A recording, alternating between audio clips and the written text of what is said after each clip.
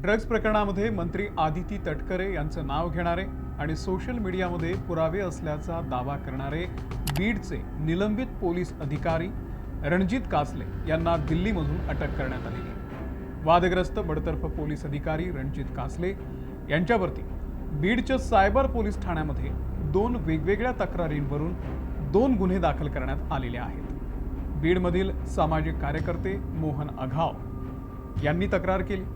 सामाजिक शांतता भंग केल्या प्रकरणामध्ये ही तक्रार नोंदवण्यात आली।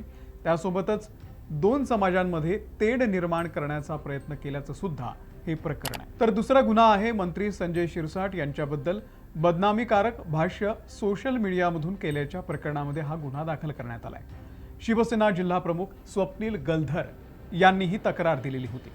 या दोन्ही तक्रारींवरून बीडच्या सायबर पोलीस ठाण्यामध्ये गुन्हा दाखल करण्यात आला आणि आता पुढचा तपास पोलीस करतायत। पण या सगळ्यामध्ये गाजलं ते ड्रग्जचं प्रकरण। या प्रकरणामध्ये रणजित कासले यांनी आदिती तटकरे यांच्यावरती गंभीर आरोप केलेले आहेत। आदिती तटकरे या सध्याच्या सरकारमध्ये मंत्री सुद्धा आहेत। या ड्रग्ज प्रकरणामुळे राज्यामध्ये मोठी खळबळ उडाली होती। रणजित कासले हे जामिनावरती बाहेर आलेले होते, पण जामीन मिळताच त्यांनी अनेक खुलासे करायला सुरुवात केली। यावेळी त्यांनी कोरोना काळामध्ये मरीन ड्राईव्हवरती एक गाडी पकडल्याचा दावा केला होता आणि त्या गाडीमध्ये ड्रग्ज असल्याचा आरोपही केला होता। त्या गाडीतून एका विधानसभा सदस्याचं आयडी कार्ड आपण जप्त केलं असा दावा देखील त्यांनी एका व्हिडिओमध्ये केला।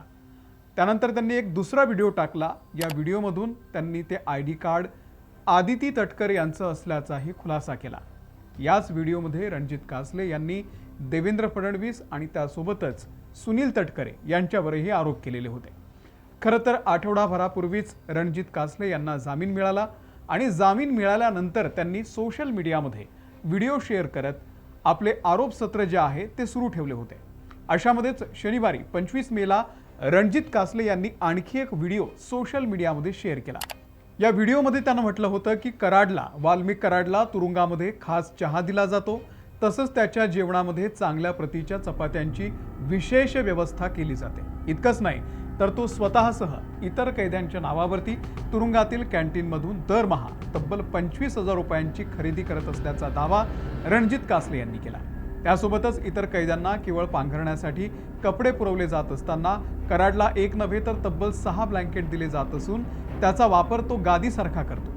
कॅन्टीन खरेदीसाठी इतर कैद्यांवरती कडक निर्बंध असतानाही कराडकडून स्वतंत्रपणे 10,000 आणि इतर कैद्यांच्या नावावरून आणखी 10 ते 15,000ची खरेदी होत असल्याचा आरोप याच व्हिडिओमध्ये रणजित कासले यांनी केलेला होता। त्यानंतर कराडला मिळत असलेल्या VIP ट्रीटमेंटच्या आरोपानंतर कारागृह अधीक्षकांची बदली सुद्धा करण्यात आलेली होती। रणजित कासलेच्या विरोधामध्ये यापूर्वी बीड, परळी, अंबाजोगाई यासह मुंबईत देखील गुन्हे दाखल करण्यात आलेले आहेत। आता नव्यानं 2 गुन्हे दाखल झाल्यानं कासले यांच्या समोरच्या अडचणी वाढण्याची शक्यता असतानाच रणजित कासले यांना आता दिल्लीमधून अटक केल्याची माहिती समोर आलेली आहे। 2 समाजांमध्ये तेढ निर्माण करणं आणि राजकीय नेत्यांवरती केलेल्या आरोप प्रकरणामध्ये कासलेंना अटक झाल्याची माहिती समोर आलेली आहे। मुंबई गुन्हे शाखेच्या पथकानं त्याला आता दिल्लीमधून अटक केलेली आहे। रणजित कासलेला न्यायालयामध्ये हजर करण्यात आला असता न्यायालयानं त्याला 2 दिवसांसाठी मुंबई गुन्हे शाखेच्या कोठडीत पाठवलं असल्याची माहिती सुद्धा समोर आलेली आहे। या व्हिडिओमध्ये मी इथेच थांबतोय। पाहत रहा महाराष्ट्र टाइम्स ऑनलाइन।